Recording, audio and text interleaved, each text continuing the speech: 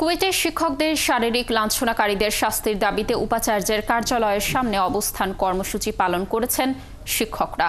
সোমবার দুপুরে ক্লাস ও প্রশাসনিক কার্যক্রম থেকে বিরত থাকা খুলনা প্রকৌশল ও প্রযুক্তি বিশ্ববিদ্যালয়ের শিক্ষকরা উপাচার্যের কার্যালয়ের সামনে অবস্থান নিয়ে বিক্ষোভ করেন।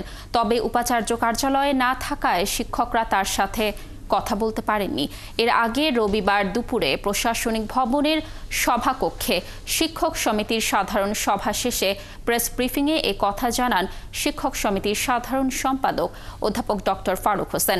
প্রেস ব্রিফিংয়ে অভিযোগ করা হয়, বিশ্ববিদ্যালয় আইনের বাইরে গিয়ে বিশ্ববিদ্যালয় প্রশাসন দোষীদের বিচারিক কার্যক্রম স্থগিত করে রেখেছে, যার ফলে কুয়েটের শিক্ষা কার্যক্রম সংকটের মধ্যে পড়েছে।